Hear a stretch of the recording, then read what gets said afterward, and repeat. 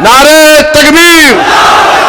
सीमांचल की जनता, सीमांचल की जनता, बहादुरगंज की जनता, मुझे इस बात की पूरी उम्मीद है कि 4 भाग गए थे अपना ईमान बेचकर,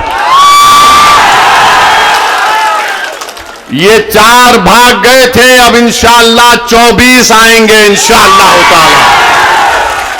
4 भागे तो 24 आएंगे, और जिन्होंने इनको भगाया हम तुमको भगाएंगे बिहार में इंशाअल्लाह ताला।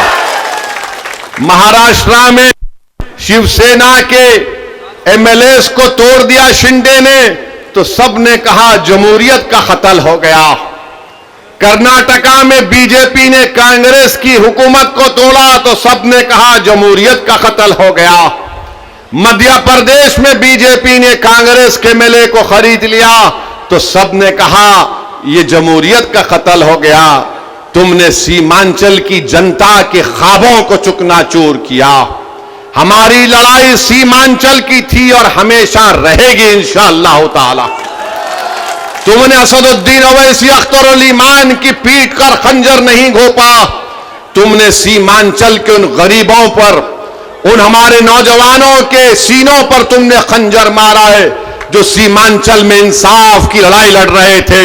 मगर याद रखो, ये 4 बुज़दिल थे, ये 4 जमीर फरोश थे। तो खरीदने वाला भी जमीर फरोश है, खरीदने वाला भी कमजोर है। अरे जो बिकने तैयार थे वो बिक गए, जो नहीं बिके वो तुम्हारे सामने खड़ा है। और जब तक अल्लाह जिंदा रखेगा सीमांचल की लड़ाई हम लड़ते रहेंगे इंशाअल्लाह ताला।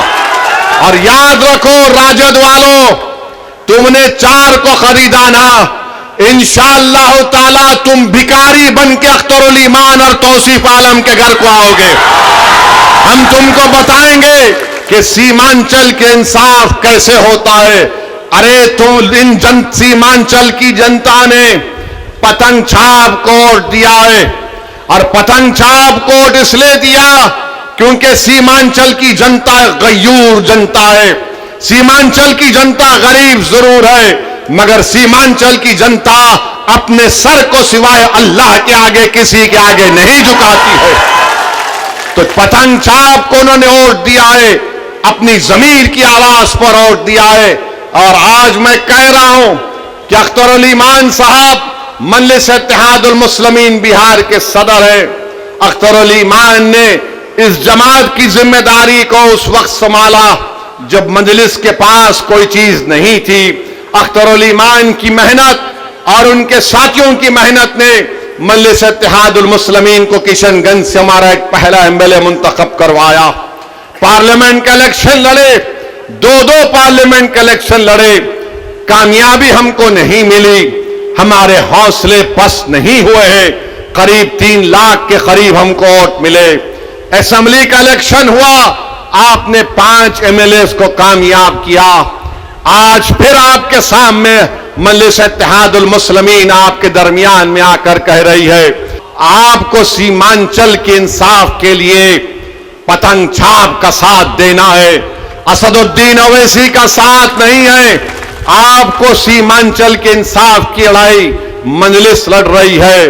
पतंग छाप ने जब से सीमांचल का नाम लिया, तो जो कल तक राजद वाले सीमांचल का नाम लेने से पीछे हटते थे, जो कल तक नीतीश कुमार की जबान पर सीमांचल का नाम नहीं आता था, मोदी इसको क्या कहते थे आप जानते इस इलाके को। आज पतंग छाप को आपने वोट दिया तो मोदी, नीतीश और राजद के नेताओं के जबान पर सीमांचल आ गया।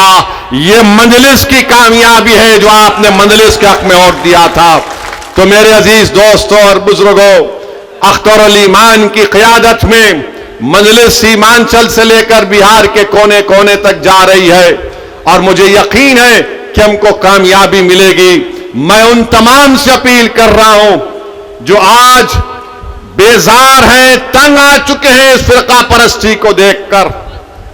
मैं उन तमाम कायदीन से अपील कर रहा हूं जो किसी भी पार्टी में होंगे, मगर आज घुटन उनको महसूस होता है जब वो देखते हैं कि कैसे हमारी आंखों के सामने इस तरह के काले कानून को बना दिया गया।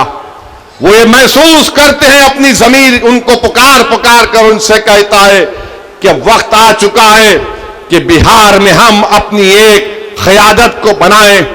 जब यादवों की क़यादत हो सकती है, जब कुशवाहा और कुर्मी की क़यादत हो सकती है, जब अपर कास्ट की क़यादत हो सकती है, जब दलित भाई बहनों की सियासी क़यादत हो सकती है, तो क्या गरीब और मजलूमों की क़यादत नहीं बन सकती? मेरे भाई, ये फैसला आपको दोबारा करना, और मैं आपसे अपील कर रहा हूं कि हम अपनी क़यादत को बनाएंगे इंशाअल्लाह ताला।